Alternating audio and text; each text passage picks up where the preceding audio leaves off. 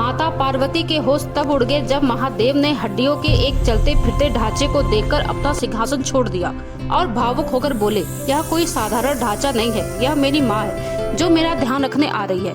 क्या एक साधारण इंसान तीनों लोकों के स्वामी काल के भी महाकाल भगवान शिव की माँ बन सकता है? इतिहास में एक ऐसी महान भक्त हुई थी जिनके स्वागत में स्वयं महादेव अपने सिंहासन से उठ खड़े हुए थे।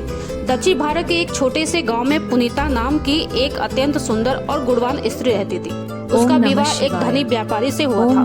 घर में धन दौलत की कोई कमी नहीं थी, लेकिन पुनीता का मन इन सब चीजों में नहीं लगता था। उसका हृदय तो सिर्फ महादेव की भक्ति में डूबा था। वह दिन रात शिव का नाम जपती रहती है। धीरे धीरे उसकी भक्ति इतनी गहरी हो गई कि एक दिन उसने महादेव से एक अजीब वरदान मांग लिया।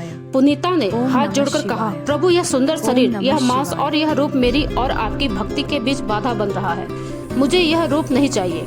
मुझे ऐसा रूप दीजिए कि दुनिया मुझे सिर्फ मेरी भक्ति को देखे। जैसे ही उसने यह प्रार्थना की, एक चमत्कार हुआ। क्षण भर में उसका सुंदर शरीर बदलने लगा और वह एक कंकाल जैसे रूप में परिवर्तित हो गई।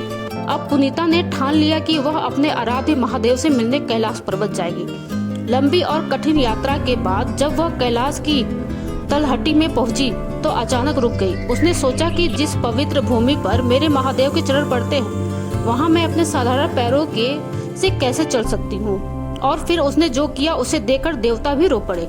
वह अपने पैरों पर नहीं चली, बल्कि अपने हाथों और सिर के बल उल्टी होकर कैलाश पर्वत चढ़ने लगी। नुकीले पत्थर उसके हाथों को चीर रहे थे, खून बह रहा था, हड्डियां चरमरा रही थी, लेकिन उसके मुख से सिर्फ एक ही ध्वनि निकल रही थी, शिव शिव शिव। उसका शरीर भले ही कंकाल बन चुका था, लेकिन उसकी आत्मा असीम प्रेम और भक्ति से भरी हुई थी। जब वह कैलाश के शिखर के पास पहुंची तो माता पार्वती ने उसे देखा और आश्चर्य से महादेव से पूछा, स्वामी, यह हड्डियों का ढांचा इतना कष्ट सहकर यहाँ क्यों आ रहा है? तब महादेव की आंखों में आंसू आ गए। उन्होंने भावुक होकर कहा, यह कोई साधारण ढांचा नहीं है, यह मेरी माँ है जो मेरा ध्यान रखने आ रही है। जैसे ही वह शिखर पर पहुंची, भगवान शिव ने प्रेम से उसे अमेयार यानी माँ कहकर पुकारा। सोचिए, एक भक्त के लिए इससे बड़ा मोक्ष क्या हो सकता है कि स्वयं भगवान उसे अपनी माँ का दर्जा दे दे। उसी दिन से पुनीता को दुनिया करया काल अमैया के नाम से पूजने लगी। यह कथा हमें सिखाती है कि सच्ची भक्ति रूप नहीं देखती, केवल भाव देखती है।